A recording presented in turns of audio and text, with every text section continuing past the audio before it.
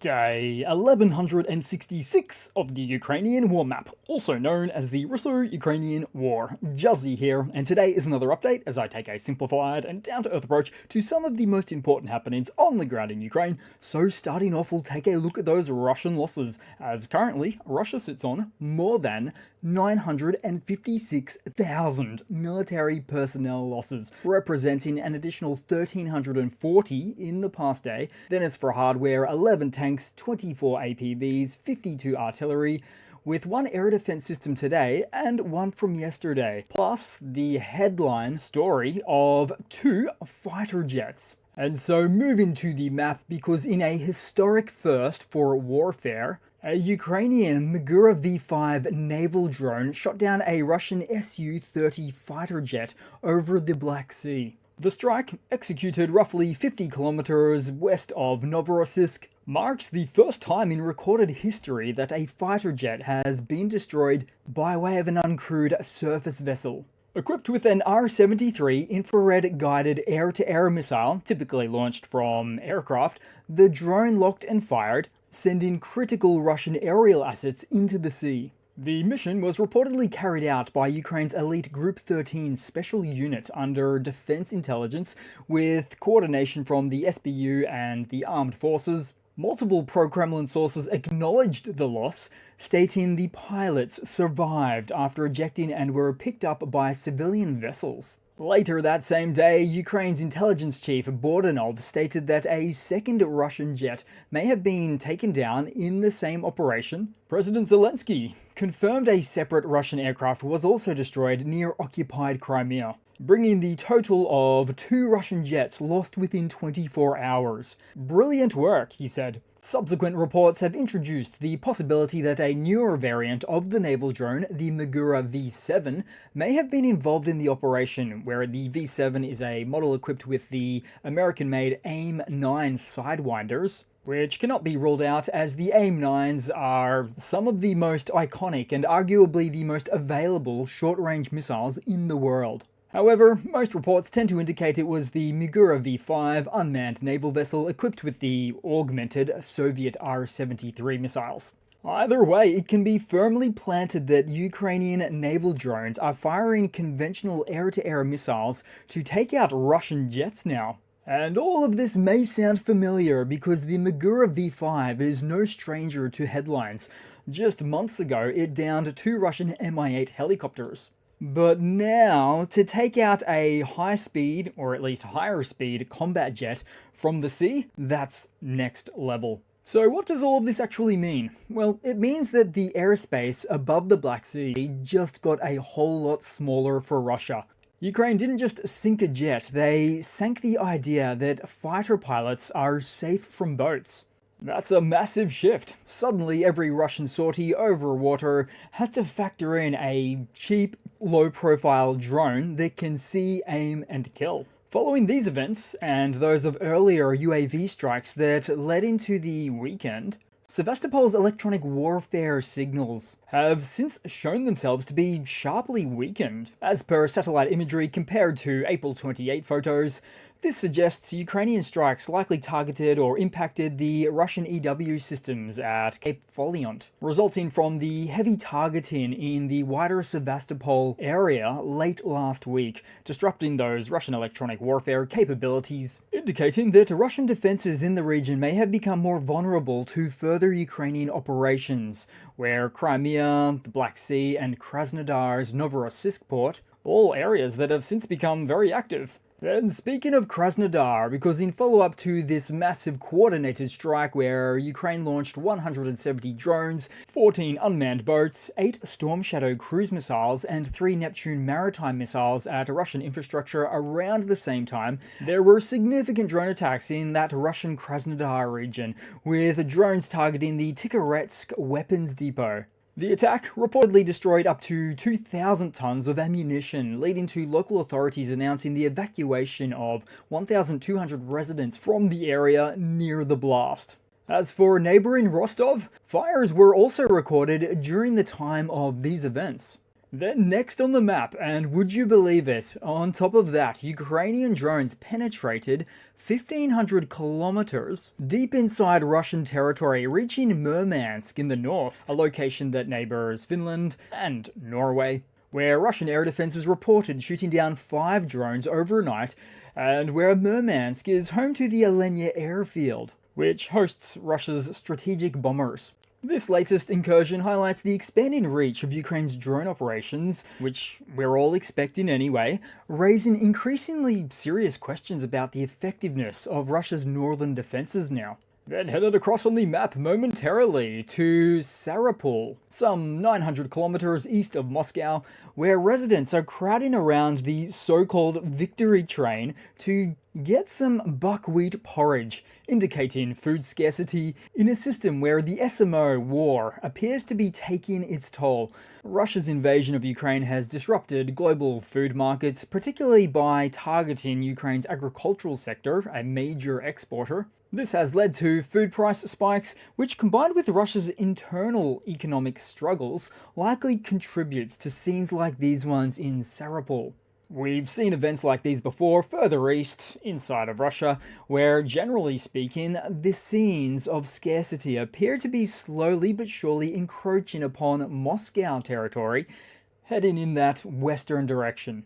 And the further you go east in Russia, things don't get better, with important infrastructure and access points, like this one in Russia's Zabakalsky Krai region, fallen into disrepair, noting that there's a lot worse off examples than this walking access bridge, but I'm mentioning this one because it's the latest example recorded from just mere days ago.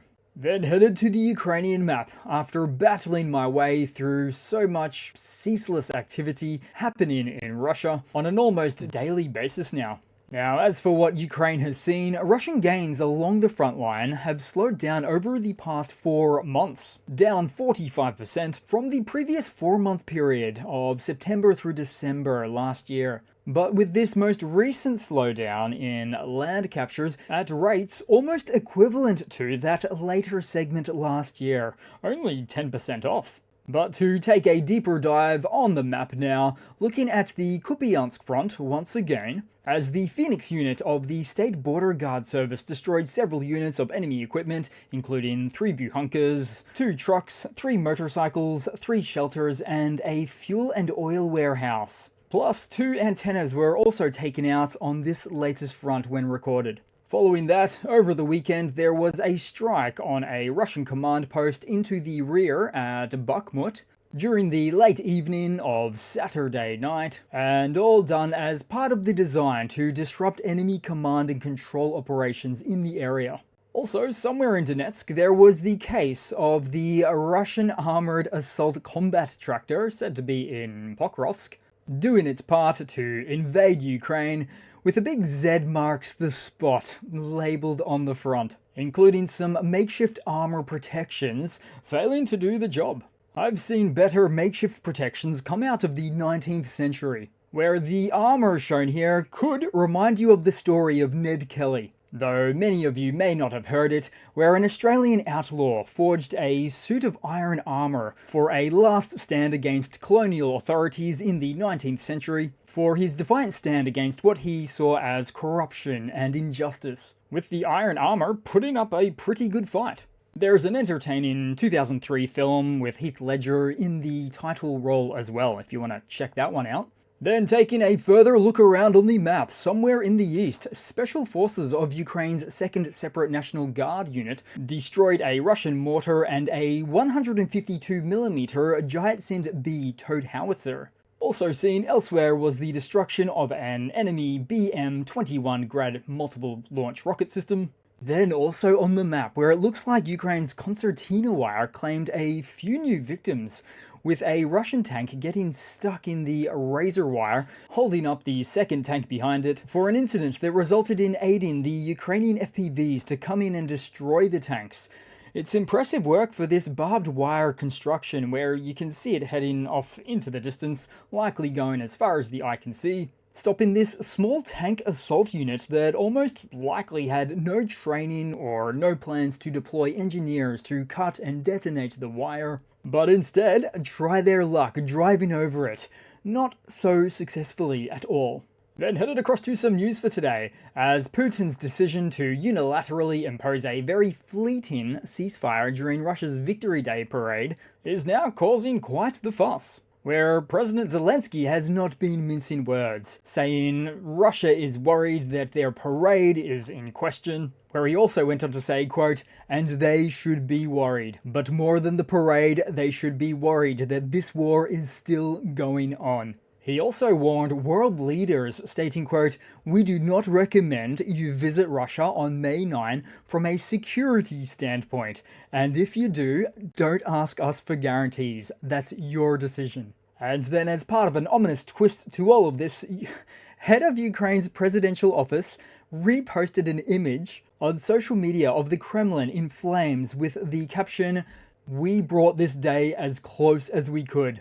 And so on the topic of the upcoming Friday parade in the Red Square of Moscow, it would appear there's been a sudden and coincidental string of illnesses by many who were expected to attend the event, where Serbia's Vucic and Slovakia's Fico have fallen ill and are likely to cancel their plans for attending the parade, although it seems Fico has since followed up to say that he does still intend on going. Then there's Belarusian President Lukashenko has also stated that he should be coming, but might be coming a little late to the party this year. Indian PM Modi and his defense minister have both reportedly dropped out as well.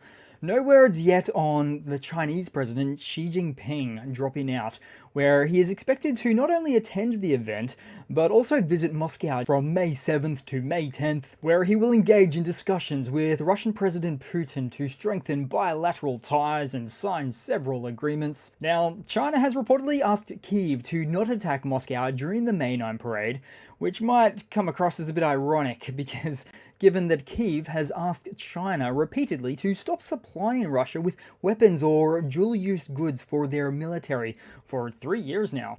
And so concerns for a strike on Russia's big annual Military Day parade has clearly shown to get some leaders spooked, with those remaining in attendance questioning their security on the day.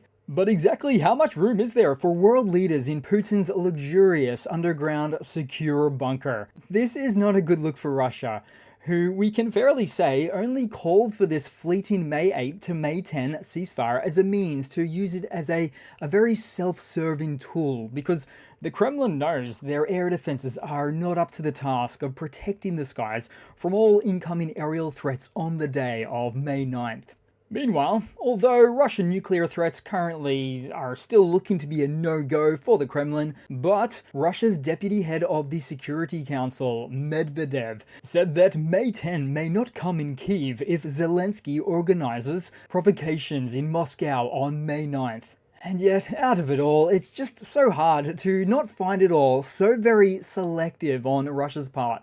Russia is looking to stop strikes with long-range missiles headed towards Ukraine all of a sudden later this week as part of their own security protocols, or their attempts to keep them secure, by trying to impose Ukraine not firing back. But as soon as the night of May 10th comes, and let's say hypothetically both countries were to cease any hostilities at all, it is quite clear that the Kremlin has every intention of firing missiles at Ukraine from the 11th, say, onwards of May. Much like they did today, and yesterday, and tomorrow. So this is or was not a real ceasefire request from the Kremlin, it's manipulation. Then headed across to another oddity to round off the video today, as Putin recently gave an interview to show around one of his luxurious residences, which holds itself in stark opposition to the lives of many Russian citizens, now more than ever. Not exactly the image you'd think he'd want to portray right now to his own country.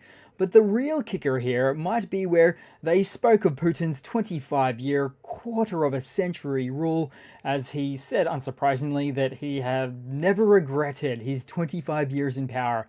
And in response to the question from the reporter of, was there ever a time you asked yourself, why is this happening to me? Why do I need all this? With Putin's very direct and blunt response of it to say, nope, never, not even once.